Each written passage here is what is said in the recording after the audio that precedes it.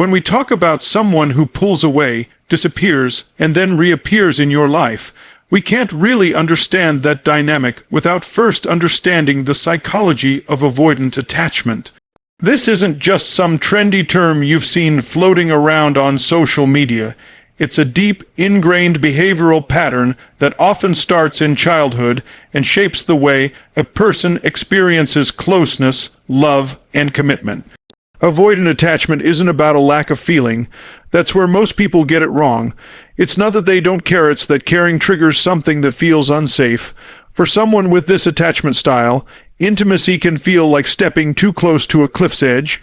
Their entire nervous system is wired to pull back the moment they sense that edge getting too close.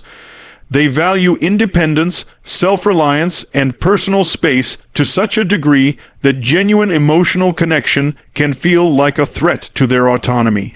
Now, here's the paradox. The more they feel for you, the more dangerous you feel to them, and that's not because you've done something wrong. It's because you've activated something in them they've spent years trying to protect themselves from being vulnerable. Vulnerability to an avoidant can be synonymous with loss of control. It's like they're holding a door shut with all their strength, and love is the knock on the other side. This is why silence becomes their weapon of choice, not to punish you, but to protect themselves. They retreat into it the way a turtle retreats into its shell. The problem is, from your perspective, that silence feels personal. It feels like abandonment. It feels like rejection. And if you don't understand the psychology behind it, you'll start making up stories about your own worth. If I were enough, they wouldn't leave. If I mattered, they'd stay. But here's the truth. Their silence is rarely about you. It's a reflection of their internal battle. On one hand, they want closeness.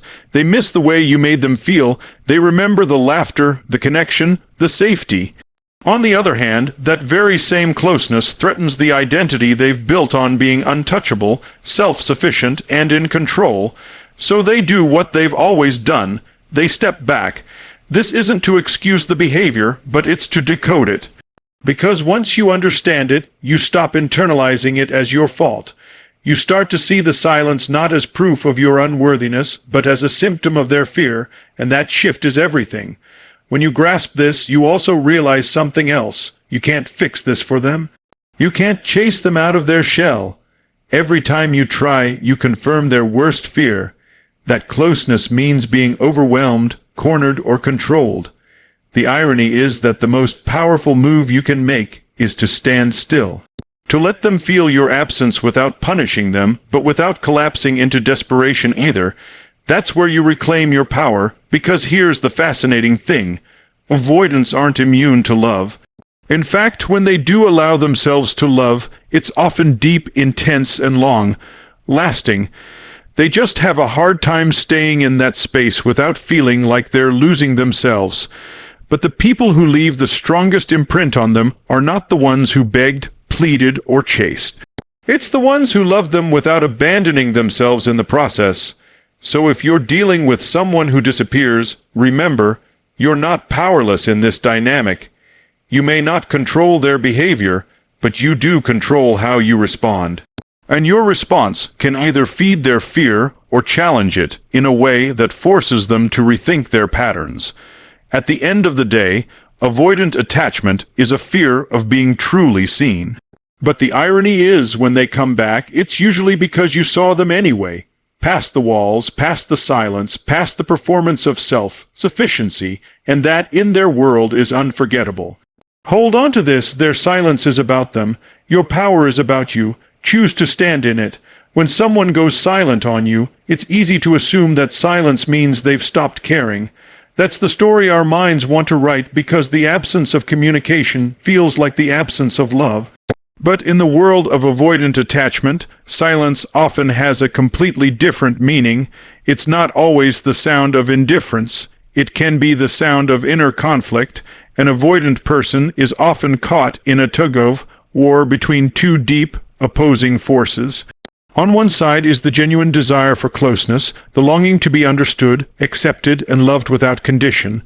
On the other side is an equally powerful fear that if they allow that closeness, they'll lose themselves. That fear is not logical, but it's visceral.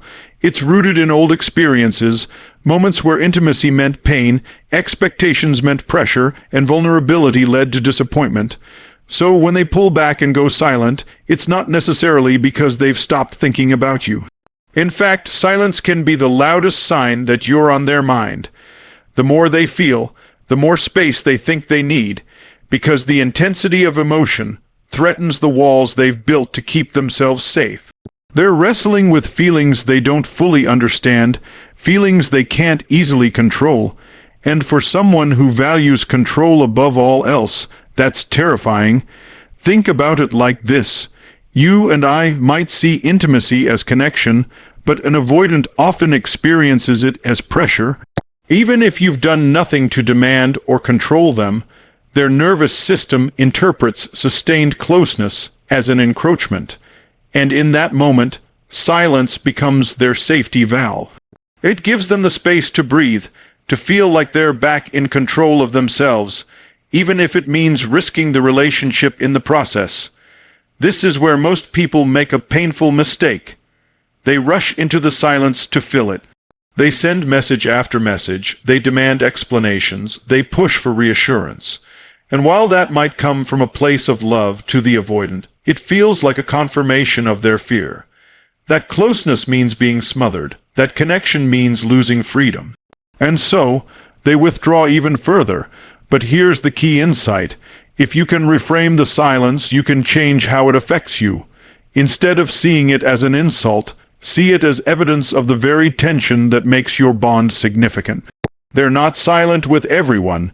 They're silent with the people who matter, because those are the people who stir up the deepest emotions. That's not necessarily a comfort, but it is a perspective shift that can stop you from personalizing their distance. Now, does this mean you should tolerate endless cycles of disappearance without boundaries? Absolutely not. But it does mean that if you understand what their silence represents, you can respond from strength instead of from panic. You can give them the space they think they need without shrinking your own presence in the process, because here's the truth. Silence isn't always absence. Sometimes it's the incubation period for feelings they don't yet have the courage to express. It's the uncomfortable gap between knowing they care and being able to admit it to themselves. And if they do come back, it's often because that inner battle ended with the side of them that wants love winning, even if just for a moment. Your challenge is to hold your own center in the meantime, to not let their silence rewrite your value, to see their withdrawal not as proof that you're unlovable, but as proof that love, in their world, is complicated and frightening, and that they're still learning how to live with it. So the next time someone's silence shakes you, remember this: distance can be a mask for desire, and sometimes the quietest moments are the ones where love is working the hardest to be heard. When we talk about why they come back after silence, you have to understand something fundamental about human connection. Real emotional bonds are not easily erased. We like to think that people can simply move on, that time and distraction are enough to make them forget. But when someone has touched you in a way that reaches beneath the surface, when they've met parts of you that most people never even notice, that connection leaves a mark. For an avoidant, that mark is even deeper because they rarely let anyone in far enough to create it. Think about it, an avoidant lives most of their emotional life behind a wall. They interact, they socialize, they might even date, but very few people make it past the surface. Most relationships stay safely in the realm of the controllable, light, fun, non-threatening. But every once in a while, someone comes along who slips past their defenses. Someone who makes them feel safe enough, intrigued enough, and connected enough to let their guard down, even if just a little. That's rare, and when it happens, it imprints on them. This is why, even after they disappear, they find themselves drawn back. They can try to distract themselves with new people, bury themselves in work, immerse themselves in hobbies, but that deep emotional imprint remains. It's not just about missing you as a person.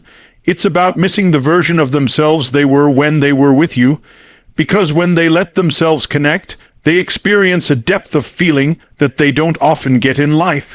That's addictive. Avoidants aren't emotionless. If anything, their feelings can be incredibly intense. It's just that they don't have the tools to handle those feelings in real time. That's why they run.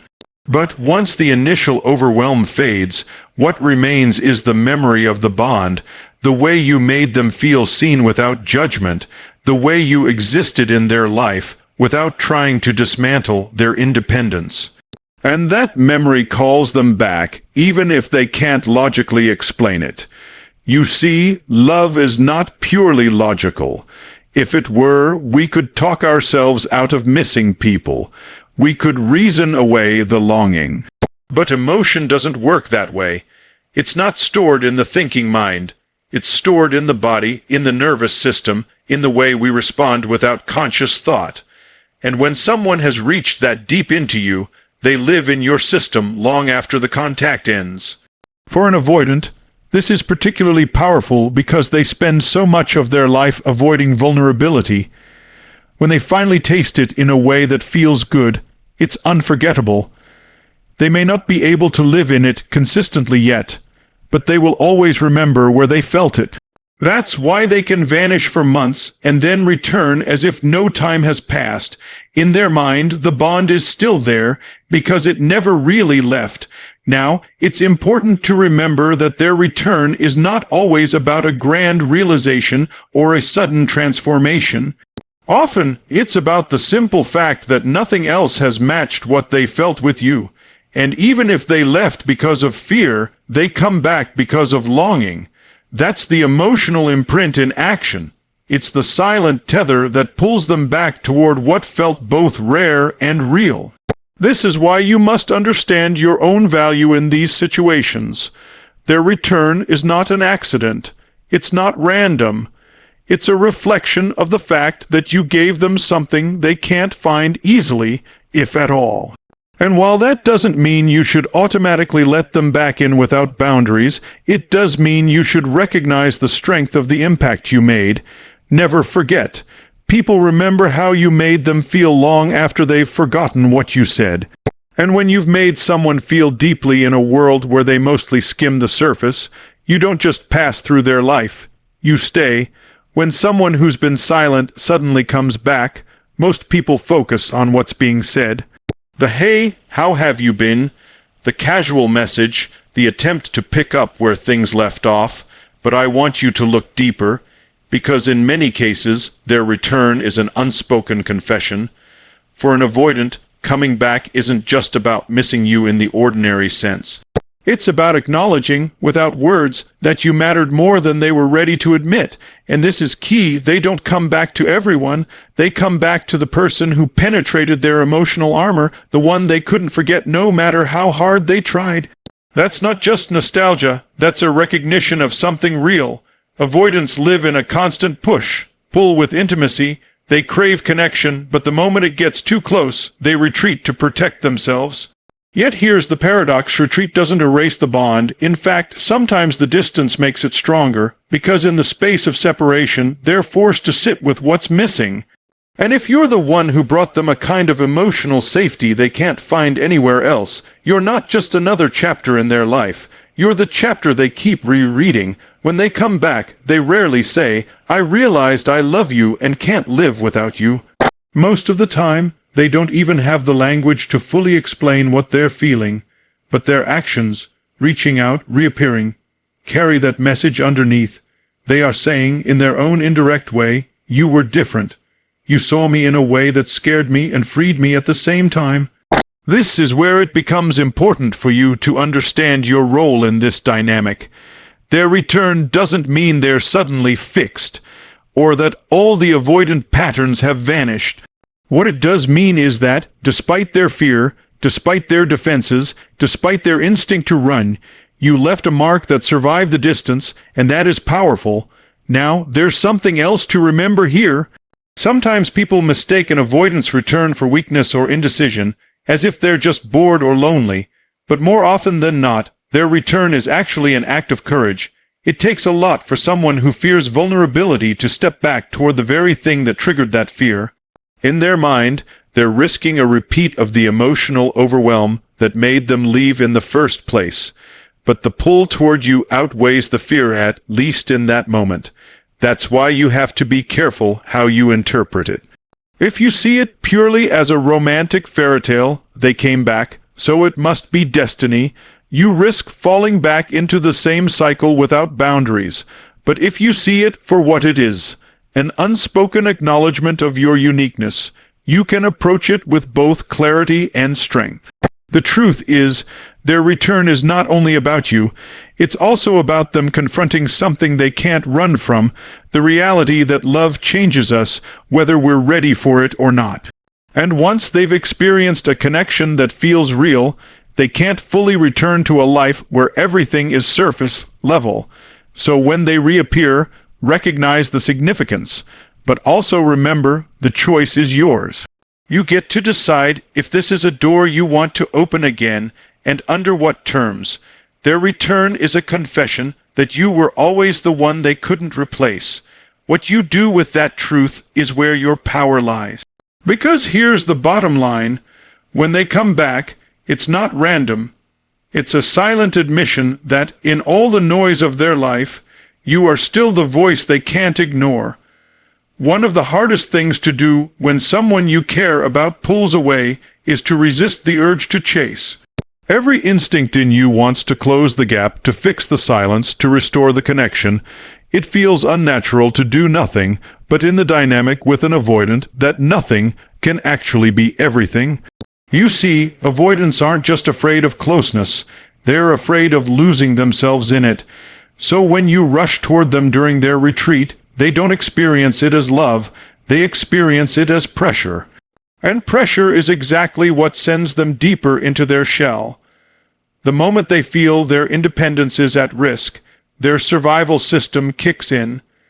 They need to pull away to breathe, to reclaim the sense that they're in control of their own emotions and choices. This is why your strength in these moments isn't measured by how hard you fight for them. It's measured by how grounded you can remain without them. When you stop chasing, you're not playing games.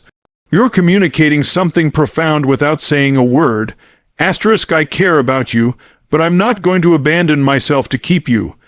Asterisk, that's the message that shifts the dynamic, because for an avoidant, it disrupts the old pattern they're used to people pushing harder when they pull away. What you're doing in that space is changing the emotional equation. Instead of confirming their fear that closeness means control, you're showing them that love can coexist with freedom. You're showing them that you can want them without needing to possess them, that you can hold space for them without collapsing into it. And for someone who has built their life around avoiding entanglement, that's both disarming and deeply attractive. Now, this isn't about pretending you don't care or playing hard to get. It's about truly anchoring yourself in your own value so that you're not operating from desperation. You're not reacting to their silence like it's an emergency.